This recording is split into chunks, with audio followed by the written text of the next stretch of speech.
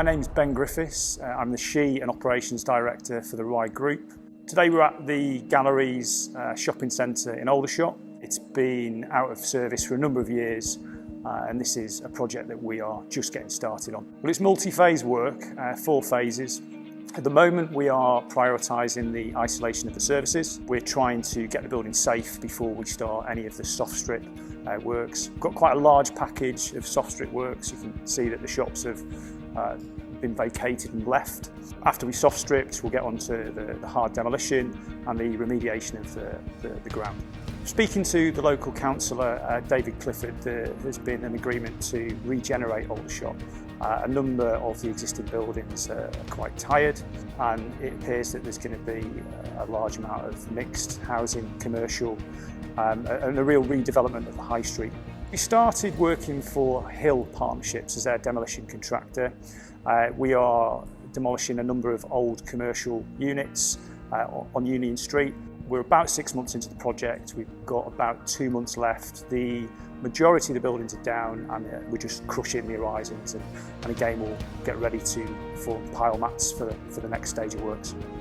I mean, it's in the middle of a public area, heavily pedestrianised, so we need to make sure that this is completely secure. We need to hoard the area, make sure nobody can get in it.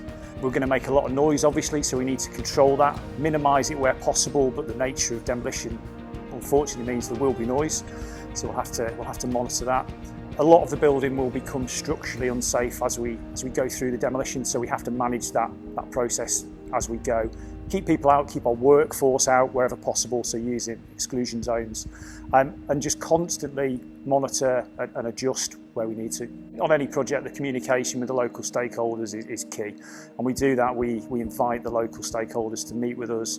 We provide an update generally to the council periodically and our client, and that sort of feeds through, so we can give people as much advance notice of any particular noise or areas that we may have to close off temporarily. Yeah, the link bridge has been prioritised. We need to fully scaffold that bridge before we can start dismantling it. The scaffolding works we envisage will have to be done during the night, and that will allow us to take the bridge down sectionally and add full protection to the public, so they'll be able to go about their day and walk underneath while we're above them, carrying out the demolition works, but with a safety net of the catchment for the scaffold. It feels like the high street's going to become a place for an experience, you know, something to do, an activity, not just shopping. And add on to that, you know, the increase in the residential buildings. I think 10, 20, 30 years down the line, our high streets will look completely different. Yeah, we've got the new Caterpillar machines, which are the stage 5s coming, and we'll have those on this job.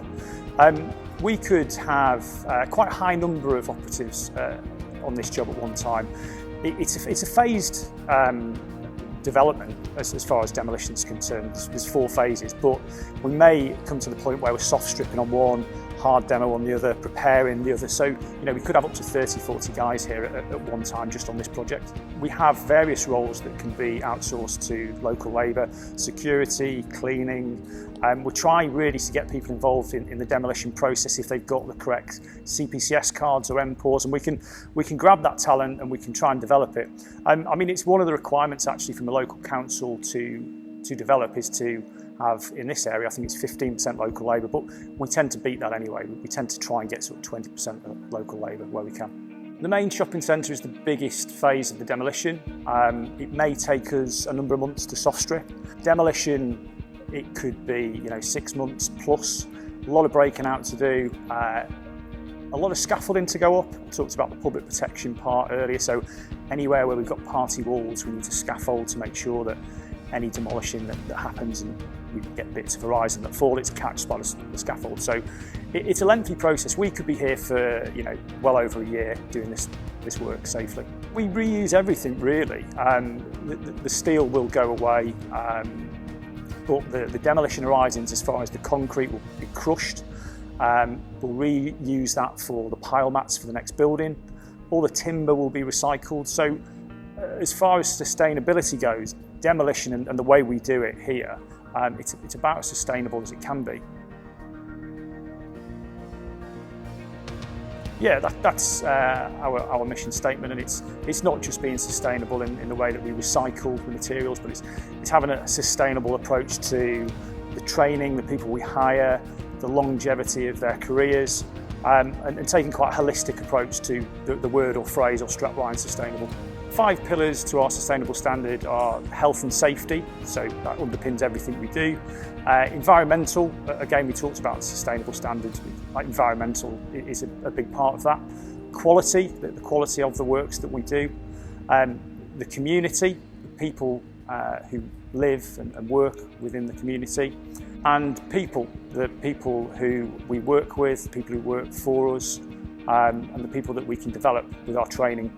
We've approached a local school actually, and we're going to try and arrange a day where they can come and have a look at the work we do, try and ignite that spark within them to get into the demolition industry, because we do honestly struggle a little bit to recruit new blood into the industry, and it desperately needs it, I think, and what a good opportunity the industry is for young people.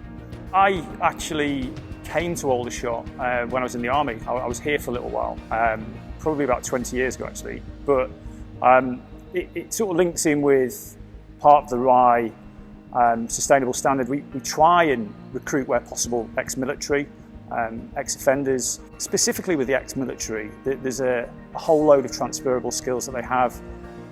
They've been used to working in high-risk environments, or potentially high risk, and coming into demolition, it's the same sort of risk. If you do not control, manage the works that you're doing, things can go wrong quite quickly, and we know that the ex-military have that embedded in them anyway. So as far as transferring that, it's fairly easy for us to do.